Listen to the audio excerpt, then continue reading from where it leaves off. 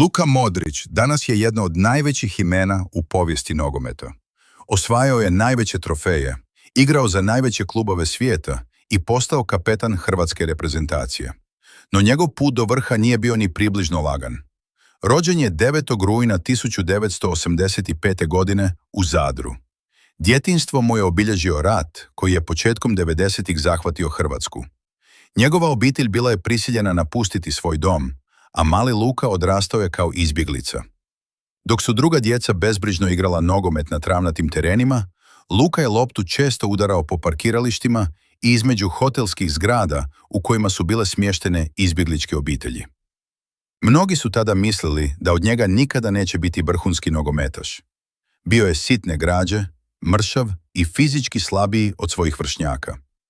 Treneri su često sumnjali može li uspjeti u profesionalnom nogometu.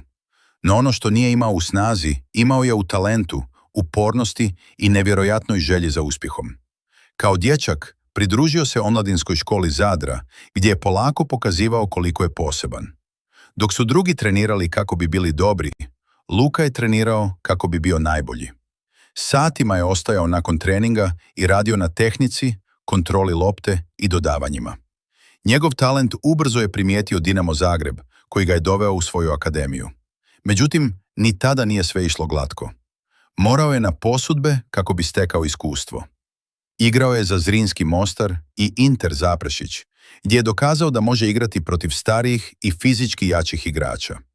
Zanimljivo je da je Luka tijekom školovanja pohađao ugostiteljsko-turističku školu za smjer građevinskog tehničara.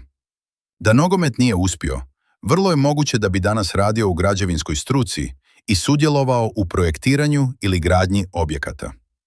Zamislite samo da je čovjek koji je osvojio zlatnu loptu završio kao zidar ili građevinski radnik.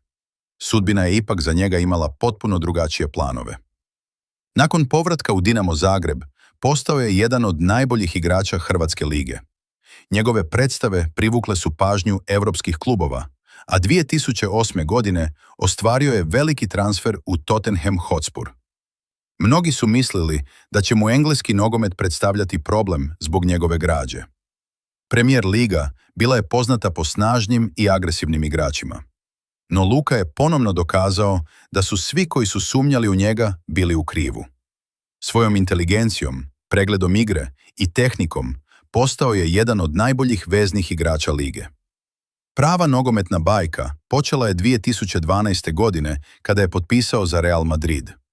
Na početku ni tamo nije imao lagan put.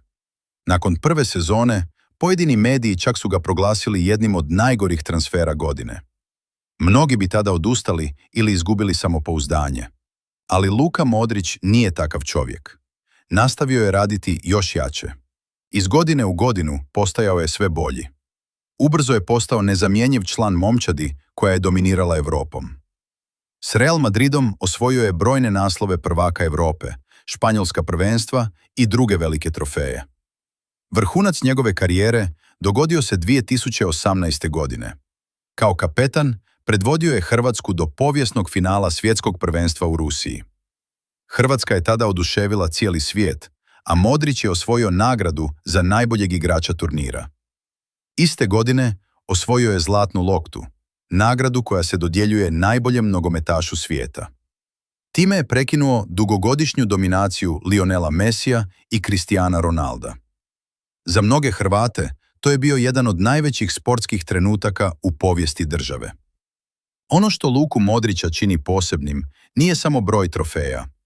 Njegova priča dokaz je da okolnosti ne određuju nečiju budućnost. Dječak koji je odrastao tijekom rata, živio kao izbjeglica i kojem su govorili da je preslab za nogomet, postao je jedan od najvećih veznih igrača svih vremena. Možda je jednog dana mogao raditi na gradilištu i graditi kuće. Umjesto toga izgradio je vlastitu legendu. Njegovo ime danas poznaju milijuni ljudi diljem svijeta, a generacije mladih nogometaša gledaju ga kao uzor. Priča Luke Modrića pokazuje da talent sam po sebi nije dovoljan. Potrebni su rad, disciplina, upornost i vjera u sebe, čak i kada nitko drugi ne vjeruje. Upravo zato Luka Modrić nije samo nogometna legenda. On je dokaz da se iz najtežih životnih okolnosti može doći do samog vrha svijeta.